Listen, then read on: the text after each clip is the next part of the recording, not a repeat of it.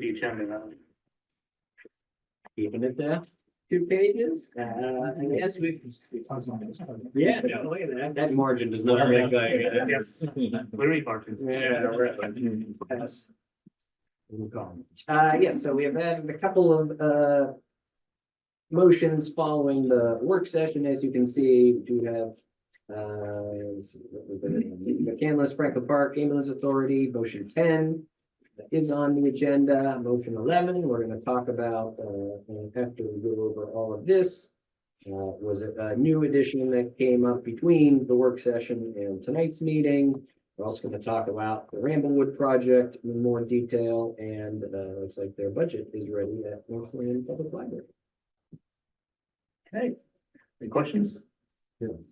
Go first.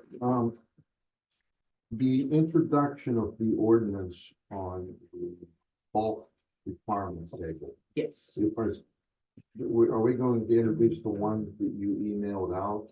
yes. So the one that, yeah, was in the packet because we were comparing the two. The current version was in the packet first, but you know, the one that we had reviewed with the land use committee. And I always check and look at the definition of attic and look at the number of stories for apartments, and that's how it. Then we got the right one.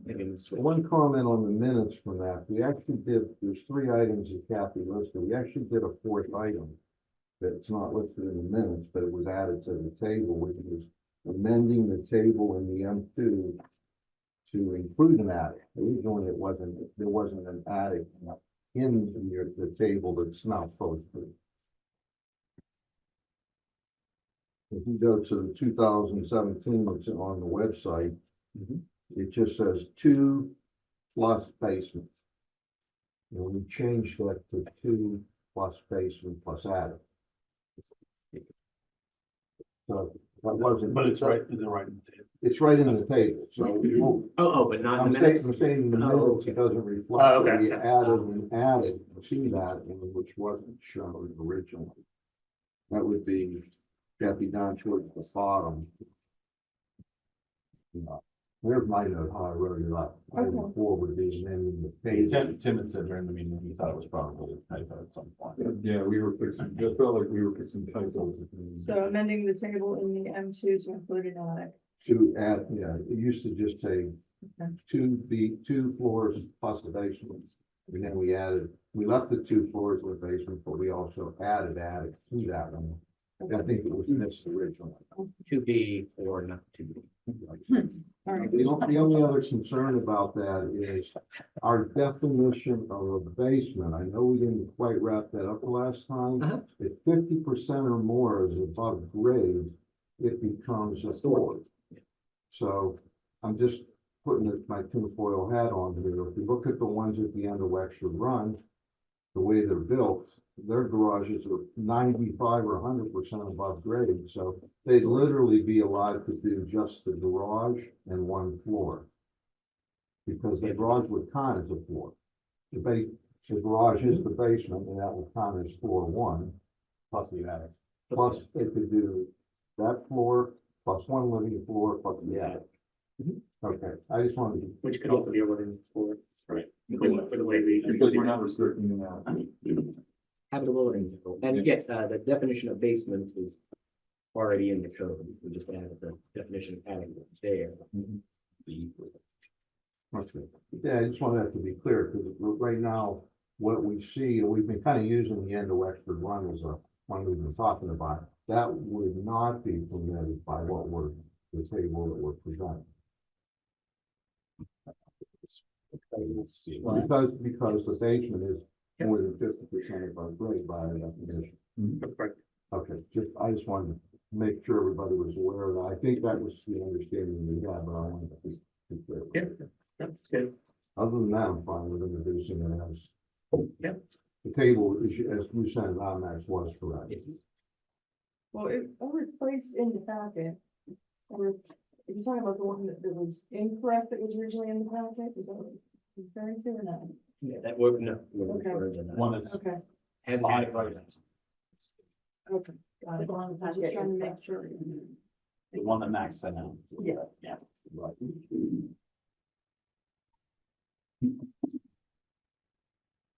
another comment. Okay, yeah, sounds good. Okay, so anything else to the agenda?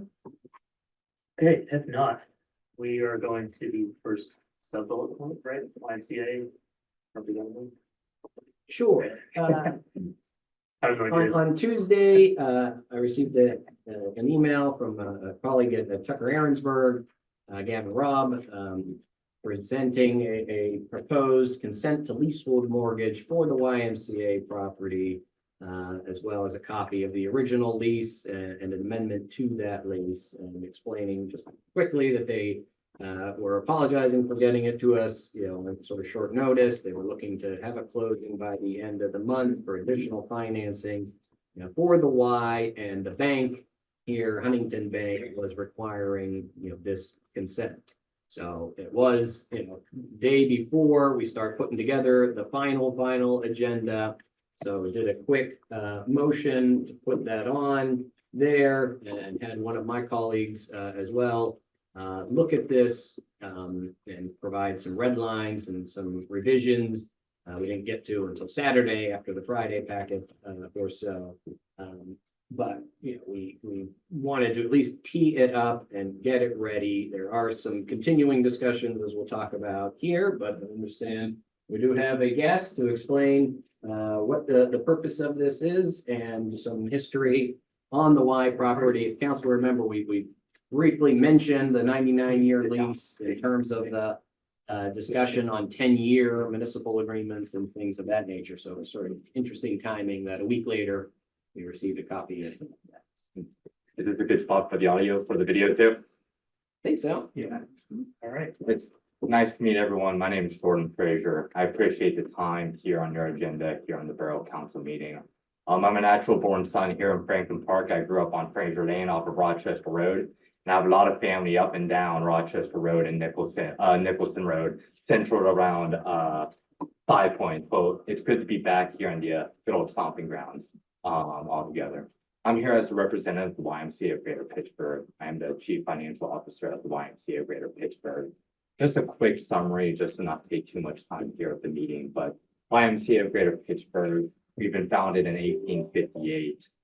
We serve annually 60,000 individuals within our 6 branches and 2 camps. One of those branches being the Borough YMCA off of Nicholson Road, and then probably the next closest location would be Camp Conakry up north, slightly past the area. But we employ around 150 full-time workers, upwards of 1,200 employees during our peak season. We're just dying down right now off of summer camp.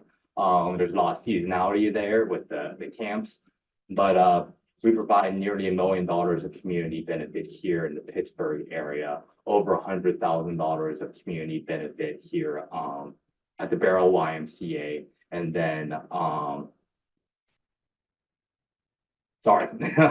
and then have over 20,000 members here in the Greater Pittsburgh. Some of the highlights of the year, we are going through the Huntington refinancing right now, which I guess is a highlight. But some of the big mission moments that we're really accomplishing right now across the organization, one of them being your neighbors right next door is the Allegheny Y, which is the north side.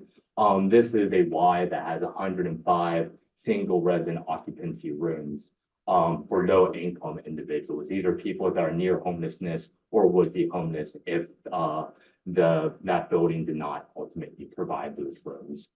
That's going through a renovation right now. It's a 100-year-old building, and it looks every single bit of 100 years old right now. So we're going through the process right now of closing the financing on that Allegheny Y building so that we can start renovation here in the near future altogether.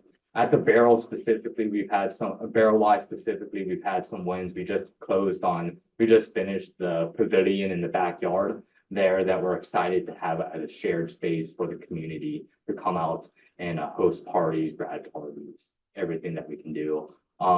We're investing in some new workout equipment in the Borough Y. I just literally signed that quote here a couple weeks ago. So if you're a Borough YMCA member, that should be coming here in December or January. And then also for any Y members in the community at large, we do have our turkey trot here, and Thanksgiving.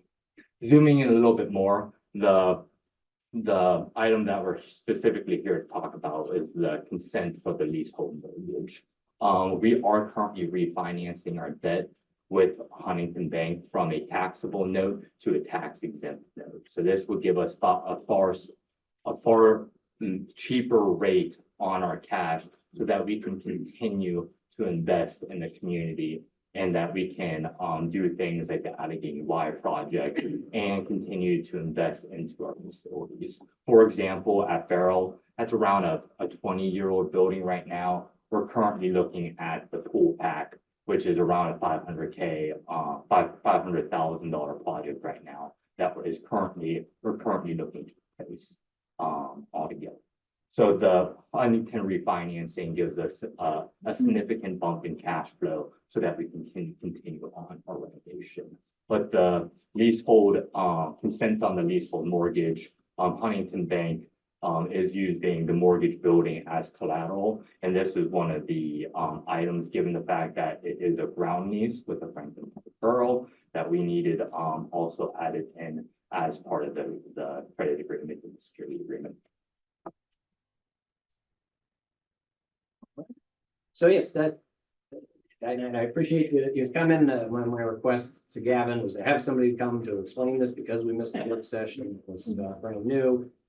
So we did, look at the consent leasehold mortgage as well as the amendment to our lease, which allows a leasehold mortgage. So previous leasehold mortgage has not had to have this consent, and so that was sort of our first question. So Joe Pope, who's one of my colleagues, who's in our corporate and commercial group, looked at both, did red lines to clean it up a bit. There were some issues. The original version, didn't cite the right lease. It had a different date. And it looked like this form was sort of put together from 3 different types of forms, even though it's only a page and a half or 3 pages or so. So his comments back were really, why is this necessary? Because we have the First Amendment, we already have a mortgage.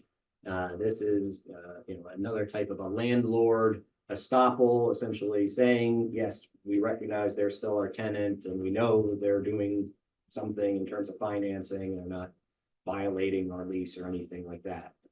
So we did, in talking with Reed and New Day just quickly, because this was happening fast, provided that yesterday to Tucker Aaronsburg, representing the Y, saying here are all of our red lines in terms of cleanups and things that we would like to see, but is this even necessary because we have the First Amendment? And the response we received was from Tucker said, we asked the same thing of the bank. We tried to tell them you didn't need this. We've tried to say it's already covered in the First Amendment, but McGuire Woods and Huntington Bank was insistent and wanted to have this in place. So we put the motion on the agenda, put it in a form acceptable to the solicitor, which will address those red lines and any changes. But even if we, pass this motion tonight, there's still a chance that we're going to have a conversation and convince Huntington that they don't need this at all. So it could all be for naught. It could be that, they needed to hear it from, the landlord and the property owner as well as part of all this to convince them to see it our way. Joe is very convincing and knows his stuff. So that's another potential scenario here. It could also be they don't like all of the red line changes. They might dial some back, and as long as it's okay. At the end of the day, it's just saying we recognize they're taking out a mortgage against this building that is on our property. The property itself is tax exempt. It always has been, even with the use. There were former taxable notes. So there's no real change there. There were some questions about the 2002 lease. If you saw it there, and there's some history of how McCandless lost their Y, and all of a sudden it showed up in Winter Haven Park. That's kind of is knowing. So in terms of the lease itself, it is a $1 nominal per year lease. There are benefits to the memberships or to the Franklin Park residents in terms of discounts for memberships. They do sort of tail off by year 25. and would continue at about 10% going forward. So I don't know if anybody had any other questions or comments, or I don't think if anybody's a member of the Y, you do not need to abstain. This is a de minimis action. Reach, starting year 25, there was actually no discount, right, for residents, that, I read it. Whatever these, I don't know the page was missing. No, it just ends there. That was what we have. So I don't know if it continues on, but it doesn't, it definitely, it's decreasing and then it stays at 10 for a number of years. So just so everyone knows, there's a discount, right? So after year 25, there was no discount for members, for residents. That's how I read it. I just want them to accept silver sneakers. Hey, there you go. I don't want to derail the conversation, but we are looking into something right now that will be a very attractive option, similar to silver sneakers, for Barrel. It's being, currently it's in my inbox to review to sign. So hopefully January 1, you have something very similar to silver sneakers, depending on your health plan. Oh, that's a biggie. Sorry, depending on your health plan. Okay, thank you. They always are. I just want to ask, so YMCA, it's all part of the greater YMCA, right? Mm. It's a not-for-profit or non-profit? Not for profit, yeah. Okay. So, I just want to ask a scenario, what if this letter were not available? Huntington could reject the financing, right? So they could, if it turns out that they want this. Yes. Yeah. Right now they want it. They haven't talked to us, you know, it could be that they are just checking a box and so, you know, we could convince them they don't need it, but as of right now, that's why the motion was put on and put in place, not to interfere with, Mhm. you know, because we do value the YMCA Mhm. participation. So. This is one of the material remaining items in our finance. We are looking to close hopefully sometime in the next couple of weeks here, altogether. So I do appreciate the expedited, I guess, process to get me in front of you guys to discuss this. Max, from a legal perspective, anything negative potentially for the borough? Well, anytime, you know, you're acknowledging a bank's involvement and interests, and that this is going to be recorded, it's not just an unrecorded estoppel certificate or something like that. I mean, it is going on the chain of title. I mean, our lease and arrangement with, Y, I mean, there are not, we're never in risk of the YMCA not paying us because it's $1 million, it's nominal. I mean, if we had issues where, it was a substantial amount of money, then we would be more involved in looking at this, but, we don't see the Y defaulting on their underlying lease, with us. My concern and what I just asked Joe to look at is, if something goes wrong and the YMCA defaults and all of a sudden the bank is, coming into place, are they gonna, come in, evict the Y and put in like an LA Fitness or something, isn't, I guess that changes the taxable status of it, but that's certainly a different, although it's an exercise gym, it's not the same as the Y and all the other services we're talking about, so. They take silver sneakers, Dennis. They do? Maybe a Planet Fitness. Must be ground lease, not transfer to the bank, right? The ground lease terminates because it's not being used for their purpose. To something, yeah, I mean, it's It got reverts. those, but I mean, in terms of what the bank's interests are otherwise, we're sort of foreign to that, that's between the Y and the bank. But, Yeah, okay. and I don't, I mean, this, like I said, that's why I went to Joe, because we don't deal with ground leases too often or consider leasehold mortgages, and at least in terms of the revisions that he was putting in there, sort of avoiding those types of doomsday scenarios. I was thinking. Thank you for just being here. That's an asset to Franklin Park. And beyond that, it's the Camp Conakry. I know several people that took advantage of Camp Conakry this past summer. It's a beautiful camp up there. Yeah, and the comments coming back from that, and actually, it's the very first time. It's just, they just loved it. They loved it. So thanks for all that. Of course, and I think North Allegheny is actually heading up there this weekend potentially altogether. We have any fifth graders? Yeah, And a they're- couple yeah. weeks ago, they go. A couple weeks, yeah, okay, I got my time. Different schools go at different That's times. the traditional trip that all kids go. Yeah. Long time ago. I will say, I went to Camp Conakry myself altogether. You do? I went there way back. Well, did you know Uncle Harry? I did know Uncle Harry. Uncle Harry still lives on premises right now. I was actually trying to make contact, to find out how he is, because there was a time that I was close. I worked for Pittsburgh Transportation Group, and we used to do a golf outing, Okay. and we used to make a huge donation. Mm-hmm, Camp Conakry, we actually gave them, a vehicle, a couple of vehicles mm-hmm. up there, so I was very interested, and I would connect with Uncle Harry back then. And I lost it totally. So would you tell them that Dennis O'Keefe, and you think anything with Pittsburgh Transportation, says hello? I appreciate that very much.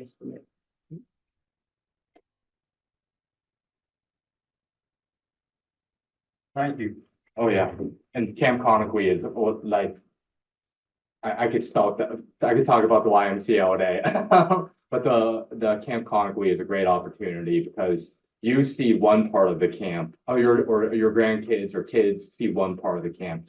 Across the river is what we call Camp Spencer, Yeah. which is a special needs camp. Yes. Which provides a significant amount of adult respite care Yes. for families altogether. And it's something that we feel very passionate about, and the community feels very That's passionate wonderful. Thank you so much. altogether. I have one quick question. Did you say that, I'm trying to understand this procedurally, did you say that under the new agreement or the amendment that the land will be collateral for the loan? Sorry, say that again. The land will be collateral for them. So it's the building. Okay, that makes sense. I thought you said the land. That was where my concern was. Okay. Any other questions for Jordan? Okay. Thank you for coming out and explaining, and No, I appreciate it. Thank you so much. Thank you. Continue on three. all right. Okay, so on to the next item, manager report discussion items, Reach. Yes, first item is the proposal from the Pennsylvania Economy League for consulting services for home rule. We forward that to everyone. Pretty substantial fee. Just so you know, we're trying to figure out what other options may be available. I've not heard of anyone who specifically provides home rule consulting services other than these folks, but there may be other avenues with people with government experience and are able to walk a commission through the process at a lesser rate than this. So hopefully I can come back in 3 weeks and have other options available to council. Another concern is for me is the fact that they're hired and hired by the commission, not by council. They can be terminated by the commission, but the commission doesn't really have a budget, that Yeah. comes through us. Yeah. I thought that was that's how it has to be done, but I think that was. It's a very strong, very advantageous to them, Yes. and not so much to the borough. Like, in fact, the termination clause and everything is very strong for them. Yes. Yeah, definitely, we should look at other options. We'll continue researching other options in the. Yeah, and I can ask, I'm trying to like get contact with for see who they used. I cannot imagine that they were paying $8 this. I think it actually does say that it's for use these things. They probably got a discount. That's the only way. Amazing. Well, maybe there's some room for negotiation. Right. Yeah, there's also that. But it sounds like the way they put it, the way this is like 10 hours a week. Yeah, it's like 4,000. Yeah, 8,000 miles. There's the. yeah, so it comes to like $200. Yeah, definitely, there are probably other options out there that we can explore. Guess they figure the further into the process you get, the more you're gonna be willing to pay to get it done. Yeah, if I were on the other side of the coin, I'd look at it that way as well. Okay, Okay, next item is invest loan for Ramblewood. We are planning on applying. We have an October 30th deadline. CEC is Brad Simmons is spearheading this and, assisting where possible. Penvest has been, great in walking us through the process, which we jumped the gun on. Are willing to work with us on it. And unless we get, $1 million for clean air this month, we're gonna be applying for a Penvest grant. We won't know if we get the grant or not until, or no, I'm sorry, not the grant, the loan until January. There's a period of time where they review it. And the county's going to work with us via other grants to offset their grant. So I'm sure we have other store. Yeah. All right. Oh, and we can also include, legal and engineering fees, in the loan. And since, prior to this point in time, we were just calling everything MS4, we decided that from this point forward, we will track each MS4 project separately for legal and engineering. That way we can apply for, financing to offset that cost. That's all I have. Okay, any questions? Okay, the next topic, next agenda item is code enforcement. I had this added on there, just one as a general item, and we have like some examples in the borough about this. Tim and I had a discussion last night before the planning commission meeting. So, for example, what is the process of having if you're issued a permit to build a house for 2 years? Are there any checks about, not checks and balances, are there any milestones that they have to meet? Are there any safety items to be looked at? So we're discussing, for example, the property on 10 that's been building for 20 years. So some of the neighbors have reached out, concerns of loitering and other issues. So I brought this up in terms of what can we look at? Don't have to solve it tonight, but let's just throw it out there. Maybe look at our ordinances, see if there's examples out there. But one thing we thought of, we're discussing is blight. And Max, from your perspective, legally, is it something we have discussed in like section or? I mean. Like how does we wanna blight get- work here? Yeah, into specifics, but, right now, we don't have any pending litigation, either 910 house or we've got a lot of other code enforcement issues that are out there, but just in terms of generalized discussions, I mean, there is, when you get a building permit, you have a certain amount of time to commence construction. And then, Tim, refresh my recollection, I think if you stop working for 180 days or so, that could be a potential violation. Seeing that at some point, in that for somebody that sort of walks off the jobs and leaves things open. And, if there's no active activity going on and the structure isn't secured, I mean, you're not sort of allowed to open windows and things of that nature, because you could say, well, in the middle of a building permit process, activity is stopped and that's not in construction. So can cite for property maintenance type issues, even if somebody has a building permit. It's not being Certainly prosecuted. attract nuisance, Yes. just that the building permit is there. Any reason why we should not pursue yet. The nuisance. Because it has a building permit. If we, let's say, for example, we would board it up and the next day he comes to put windows in it. Well, I mean, we don't go out and board up without giving a notice of violation Well, first and giving them the opportunity. That's not gonna happen. Just an experience.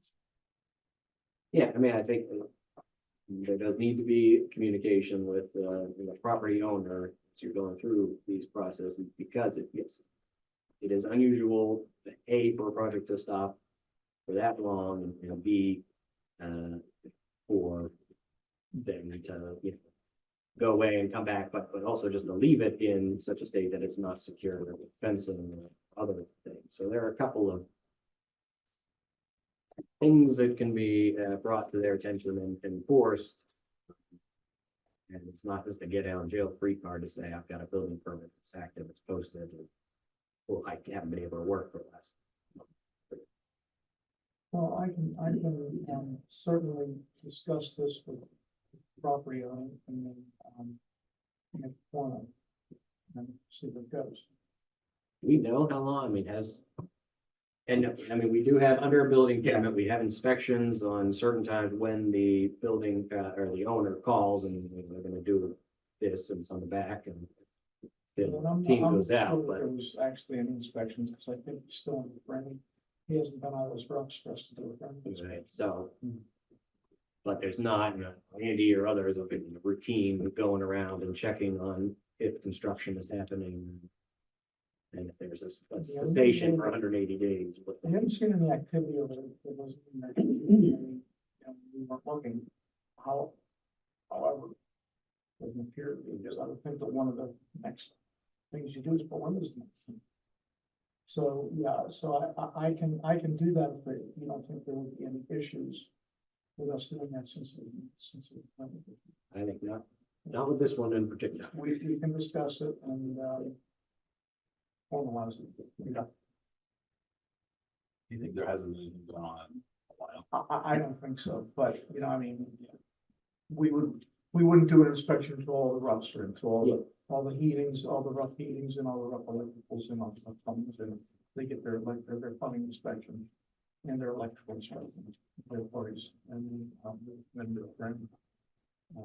So, that just hasn't happened, so there's been no real inspections, for that since the permit's been issued. It's been pushing through. Hasn't been quite a year yet. It's just under. So February 2024 is when like this reissue occurred, so we set the clock, so they have until February 2026. So I mean, the question comes into place, like, at what point do you have certain things that need to be met? Like you can, like this first inspection that you just mentioned, that probably happens around like 50, or like halfway through the house being built. What if it doesn't happen until like month 22? Is it realistic to like finish house in 2 months? Probably not. So just is there anything in there? And it's just to think it through, because we're gonna have other problems, issues like this in the borough, probably because we have this, we have a couple other properties. Just having projects sit for a while and not having movement. In this case, the residents' concerns are, the windows. It's just open, anybody can go in later, because there is little. So, I met with them for a lengthy period of time on Friday afternoon, and yes, they the pictures. Sure, they didn't really ask, but they really. So, there's something of the nature. But we don't want to waste those things out. So, but yeah, like I said, Tim and I talked, and yeah, this might be something that we can explore, and potentially do something to get some movement. Or at least have it like documented. Okay, so that's one aspect. The other is, in terms of like code enforcement along that topic, Laura, you have a item that you and I discussed it, so I'm gonna. Yeah, a homeowner reached out to me earlier this week about some permitting and projects they're trying to do in Spring Ridge. Region, you may know more about this than I do. They're trying to put in a pool. Like this. They put in some permits for a pool. Heard back from Tim. I'm trying to hold it there. Timeline here. And now there's an issue with their fence and a shed on an easement. That the borough owns apparently for a walking trail through Spring Ridge. Spring and Mount. Well, the fence is on the walking trail. Okay. But that was the one that was permitted, but not on that walking trail. And we found that out through the revisions. That we got for the swimming pool. You're saying the fence is permanent, but not permanent for where it is. Right, and same way with the shed. Not only is it on the walking trail, but it's within a required rear yard. So it wasn't permitted at that location either. And with the new information we got, we found out that it was located where it shouldn't be. Gotcha. It's my understanding that those two were both, the fence and the shed were pre-existing when they bought the property. No, I know, no, I understand the issues. I think actually I need to like go over this, like maybe you and I need to talk offline about this first before we go into detail here. And figure out what all the issues are. The walking trail, active walking trail, everybody knows where it is and what it's for and all If I'm not mistaken, yeah, It's an easement that hasn't Yeah. been vacated, that. you it's, know. it's there. I mean, So people walk it. They don't. Okay. The developer got out of it, I guess. Mm. It was proposed on the development plan and it's not there. So it's in the file, it's in the recorded plans. It's a Yeah. recorded, yeah, it's a recorded amenity. It sounds like there's also some other anecdotally fences and structures and pools and stuff on the easement in that neighborhood, so. Yeah. I need to look more closely at this stuff first before we talk about it. Yeah, just, and also in general, like, is there any requirement when a property transfers, like a real estate sale, for having these things checked, like what violations? We actually were doing that, but, when Tara moved on, retired. I felt it was there. So but, I mean, there's nothing that we can do with that, just notify the closing company. Title insurance gets triggered too, doesn't it? 'Cause it doesn't- Well, what happens is they ask us for a no lien letter. We gave them the information with the no lien letter. In most cases, we didn't hear anything back, nobody cared. But if it's a violation, You trigger the title Sure, insurance. we don't go out to the property to check it, we get. No, what we were actually doing was we were looking for, we were notifying them if they're still open permits. Open, so like those It decks that wasn't- never got closed Yeah, it out, wasn't, so that was the violation. It wasn't necessarily for things not be constructed. in the right place. If those are open, is the property allowed to transfer, or does that hold everything up until the close? You can't hold it up. Yeah, I mean, your seller's disclosure usually have, you know, any outstanding issues, which this wouldn't be, I mean, if they put it in the wrong place, you know, it's not like they have it, notice of violation or anything else like that. like a shed on the easement, that sounds like a problem that could be prevented. Well, I mean, what do you, so Yeah. You're I mean, saying a the zoning thing of it is, permit If for- they don't, if they don't show it there where they built it, I don't know where that easement is, because. Yeah.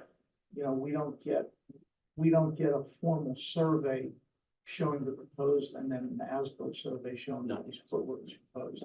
So when we go out there, we don't know where the property line is, any more than the homeowner does probably, or less than the homeowner does. We just make sure that it's there, and it appears to be in the proper location. And those are pretty big lots, they're acre lots. Yeah. Acre lots. Okay, well, let me dig into the details of this a little bit more, but it sounds like there is an easement kind of all the way around that neighborhood for a walking trail that we as a borough have never really taken advantage of or used or. And Well, I'm it's, not sure what it was for us, I mean, it's a walking trail, I don't you have to know, look we at the ever, plan, I don't if it says think it's we public formally- or if it's just for your I don't think we HOA. formally accepted it, it was probably more for their HOA, but it's still an easement, so somebody has to go out there. I don't care if it's on, as long as somebody gives authorization. Now, the shed's a different story because it's in the required rear yard, right, whether it's in the walking trail or not. I'm trying to remember, because I remember discussion when it was approved, and I can't remember if we were requesting like the walking trail. Well, we Developer did put it require on, but then the residents did not want that, they did not want. They started people moving walk- in, they were. Yes, they did not want. Pitch people walks. walking. Don't want people It's walking through first their backyard. It's not sounding. okay. All right, I'll get with you on this, Tim. All right, reports, the council member, which one first? Yeah, I've got one. Neighbor two doors down was riding his bike last week. Or he wasn't the neighbor, but he was in the hospital for 3 days, pretty serious. So as you can imagine, the deer population stuff is a hot topic again. I don't know where we ended on that, or maybe we're going to be getting tweaks this year, or open the parks at all. Sorry for the hot seats out. Obviously, this year is a little harder, not having acorn access, which is where the majority of our deer came from last year. I can tell you, we have already pulled 4 out of Lynbrook this year. And honestly, hunting has been, I don't want to say hard, but basically these guys are having to take days off. Because by the time they're getting off work and to the park, they have about 30 minutes of light to shoot. So it's either, and even early in the morning now, it's not getting light until really shooting time is probably 7:30. And again, you're not, if you're still going to work that day, it's a little hard. As far as opening, we have opened to more public residents as opposed to trying to stay more in-house. We do have some out of Borough hunters as well. So yes, we have expanded with the loss of our best park right now. So yes, we are on it. We are actually a little above last year's pace at this point in time. That's good for Lisbon. How we can help people sign up for this program? They just talked to me. We have a contract that they can fill out. They have a test that they must take, shooting test, if they are not a known hunter within the brand. I know it's one.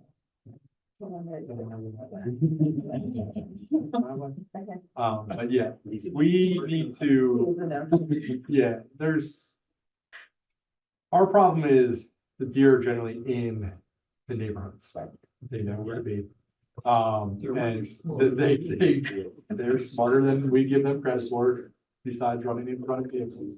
But honestly, we need to start hunting like where we have the water retention areas, things like that, that the borough owns. That's really where we need to start sending people out to, because that's where they're going to find food, where they're going to find water is in our current ponds and things. Do you need more hunters, you think, or is it just a function of the areas and the time? We can always use more hunters. Okay. It's a matter of how much time do the hunters have? They have all the time in the world. Unfortunately. And a lot of these guys, especially on weekends, have somewhere else they want to go, usually up north or West Virginia or wherever they may hold that. So it's 3 to 5 a day. we have a lot of weekday hunters. Okay. And that's, the thing, like I said, we're very limited on how much they get out. And the even daylight, the short of taking days off. But yeah, very. Do we have any ideas or ways to pull the deer other than hunting program? You know not to do it, not limit. Either way, there were limits. Other traps, there are other traps. That's your thing. You can't bait, you have to find them where they are. Yeah. And I mean, even like Lindbrook, I can tell you, I'm up there twice a week at night, and as soon as it hits darkness, there's 30 deer out on the fields. But they all start coming out at about 7:15, 7:30. Yeah.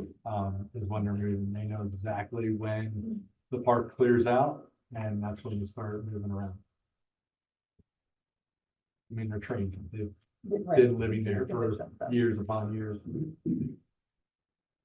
Anybody else locally had successful deer programs that we know of? The city had some success opening their parks, but it's like a weekend a year. Yeah, they do. The biggest successes within like larger parks, like in the city and stuff, have been where they essentially shut the entire park down for a weekend or something and bring in 50 people. Yeah, aren't they bringing in like sharpshooters? Scopes, lasers. lasers. They're hired hunters, not Yeah, like. and you're Right. you're setting up a parade of vehicles leaving with so yes, you can do it that way. And honestly, it's the only successful way to thin a herd in a controlled area. Mhm.